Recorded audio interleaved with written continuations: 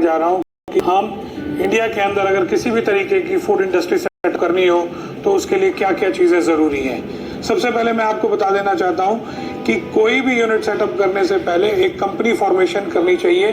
Company formation कई तरीके की हो सकती है, पार्टनरशिप, प्रोप्राइटरशिप या private limited company, as the case में भी। कंपनी फॉर्मेशन के बाद हमें जो भी प्रोडक्ट हम बनाना चाहते हैं उसका हमें डिटेल्ड सर्वे करना चाहिए कि मार्केट में हमारा कौन कॉम्पिटिटर है, किस तरीके की पैकेजिंग आ रही है, क्या प्राइसिंग है, क्या चैनल नेटवर्क है उसका।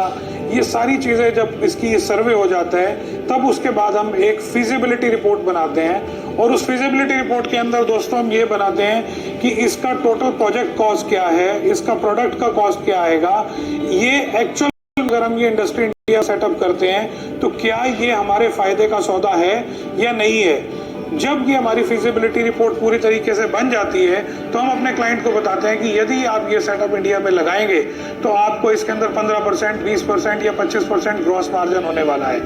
वंस द क्लाइंट ओके कि ठीक है यार ये मेरे को बिजनेस करना है, तब हम आते हैं डिटेल्ड प्रोजेक्ट रिपोर्ट के ऊपर। डिटेल्ड प्रोजेक्ट रिपोर्ट के ऊपर हम ये चीजें इन डिटेल उसके अंदर उसके कंप्लीट फाइनेंशियल्स, उसके पूरा कोटेशंस, कितनी प्लांट एंड मशीनरी लगेगी, जगह कितनी है, मैन पावर कितनी लगेगी, वो सारी चीजें उसके अंदर लगाते हैं। और वो डिटेल प्रोजेक्ट रिपोर्ट बनाने के बाद हम लोग उसको बैंक में सबमिट करते हैं बैंक के अप्रूवल के लिए।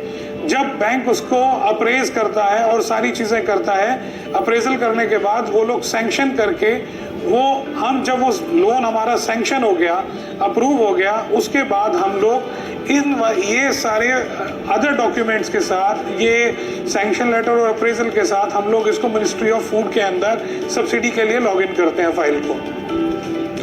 दोस्तों जब हमारी फाइल मिनिस्ट्री ऑफ फूड से सब्सिडी की अप्रूवल हो जाती है उसके बाद हमें कोई भी खर्चा करना चाहिए अपनी प्लांट एंड मशीनरी और बिल्डिंग के ऊपर।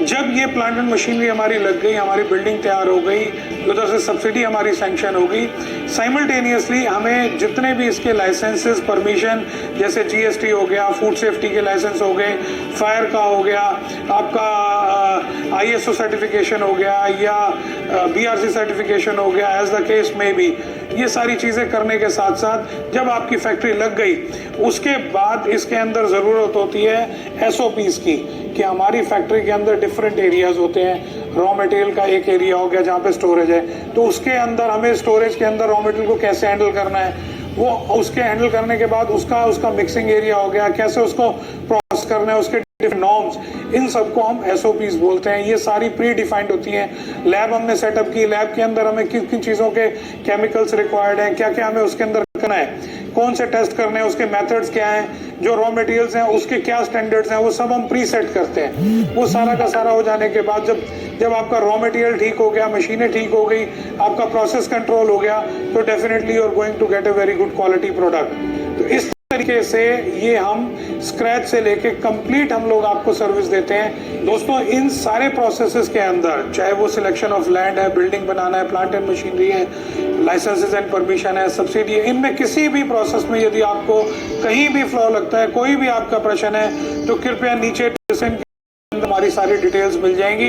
You are most welcome. आप आइए, हमसे अपने विचार साझा कीजिए, हम आपको इसका complete solution under one roof देंगे।